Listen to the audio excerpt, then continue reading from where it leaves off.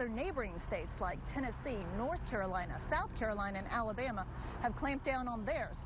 Now that, along with Georgia's own heroin epidemic, has created a crisis that the state is now trying to tackle head on. I ask her, ¿Vives con miedo cada día o no? do you live in fear every day or not? But will they actually pass meaningful restrictions on guns or gun purchases? That remains to be seen. Despite what the candidates are doing, those ads, all the money that's being poured into this race and so forth, it's not moving the needle. Line Up Social Justice says that you didn't meet in a town hall. Well, I do better than that. I'm meeting with individual constituents. Now, on the one hand, premiums would eventually go down. But then again, on the other hand, certain health services would also go down or go away. She participated in the protest, but we actually had a guest on who was one of the leaders who said she actually did not burn the flag. Does that make a difference to some people? Perhaps. Well, have you ever wondered who these electors are? You're about to meet Bruce Acevedo. He's an elector who says that he was proud to get nominated. He just never expected to get flooded with tens of thousands of messages from people trying to convince him to change his vote. Can you imagine getting one of these in the mail and opening them thinking it's from your kids or friends? But no, these holiday cards. I'm sorry this is Thanksgiving, but I think this is really important. And these emails. I had 2,700 right here. And these letters. And I started getting letters to my house, my sons, my kids started getting letters. Are from strangers. And they haven't stopped coming since the presidential election. Elect Hillary. They're urging Acevedo to not vote according to the popular vote in Georgia, where Donald Trump came out on top, and to vote for other people instead. The majority of them wanted me to vote for Hillary. A few hundred that I've read that would like me to not vote at all. And then I had a number of them that wanted me to vote anybody but Trump. It got so bad, he had to contact the server provider to filter them from his business and personal emails. The approaches vary. There's the guilt trip. I've gotten calls from Texas saying that, you know, if you vote for Trump, my children will die and they won't have insurance. Don't worry about breaking the law approach. If there is a crime involved by me not voting, to go ahead and do it anyways because it's worth it. And while he says they're not threatened. The title is WTF, explanation. This one used a lot of offensive language. Nope, can't read that one. But Acevedo isn't fazed. I've got 24 years military background, so I'm well prepared for anybody who takes anything too far, but I mean, it is kind of ridiculous. He's also not changing his mind about the person he'll vote for December 19th. Yeah, I'm vote for Trump. So he scoops up samples of what he's received and will save them as a piece of history for his great-grandchildren. And again, electors from around the country, including Acevedo, will be going to their respective state capitals. That's going to happen December 19th, sometime between 11 a.m. and 3 p.m. And they're going to vote for president and vice president.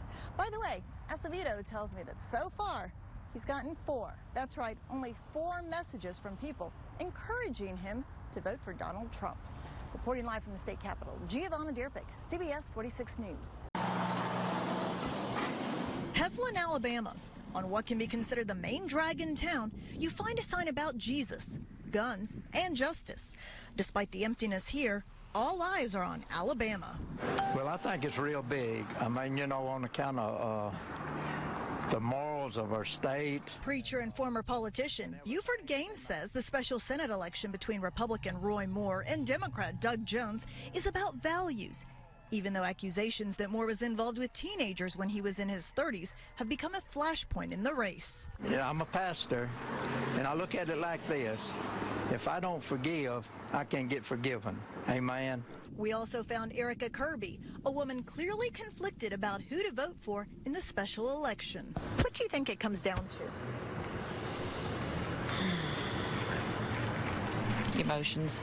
Kirby never voted for Moore before, but for other reasons. I was not a Moore fan to begin with, not because of that, but because of the whole Supreme Court things in the past. I mean, if you're a Supreme Court judge, I think you're supposed to follow the law. There's just one problem now. But I'm a conservative, so I don't know how you rectify that. Happened 40 years ago. All the ones that come forth They just said it. You know, I can say anything about anybody, but proving it's a different thing. I don't know. I'm afraid to say, but I probably won't vote for him this time because, you know, the accusations. Back at the center of Heflin, even though people don't really talk about Moore's opponent, Jones, we did spot the Democratic Party of Alabama office closed.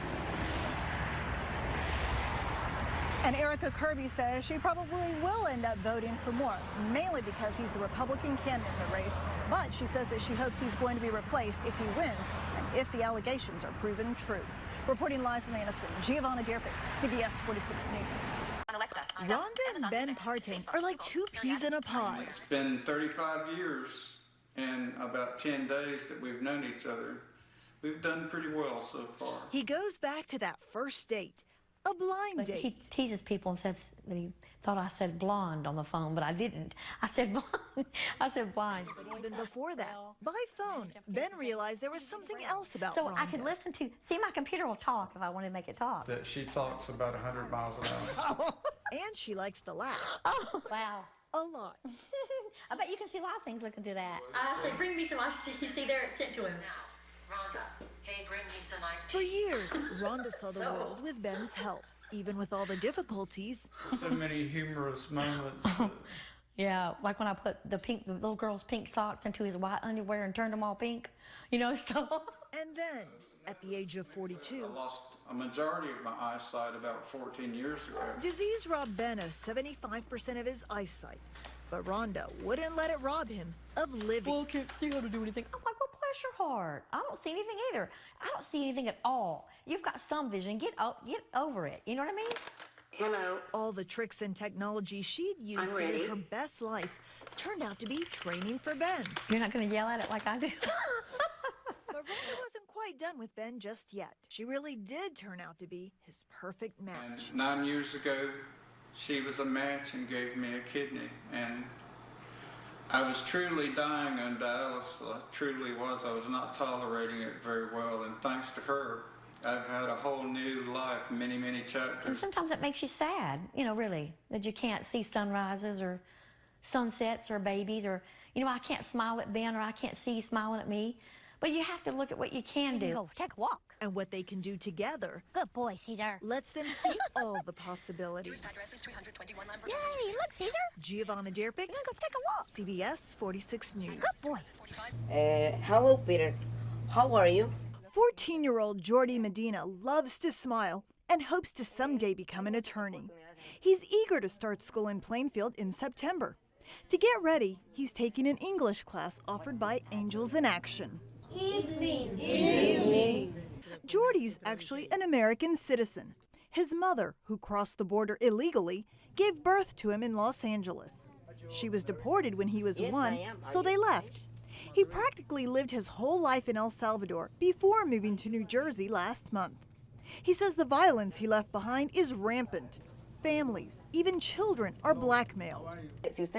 He explains that the extortionists say, if you don't give me a certain amount of money, we'll kill you.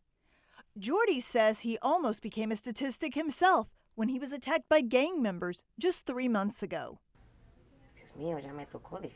Jordy said to himself, my God, my time has come. But Jordy got lucky and was let go. Jordy gets emotional as he says, I sincerely gave thanks to God because I didn't expect to keep on living. Traffic. Gail Kesselman is co-founder of New Jersey Citizens for Immigration Control. Where's the compassion for the children in Detroit? Where are they supposed to go? Where are they supposed to go to find peace and refuge? It's one thing to be compassionate. It's another thing to be played for a fool. Kesselman says she does not blame the children. She blames politicians. The United States is broke. We do not have the resources to deal with a massive influx of third world, impoverished people into our country. Thank you. Thank you. As for Jordy, he knows he's lucky he was born here, but misses his mother. Es difícil. Jordy says, it's hard. It's difficult because all of the memories come to mind.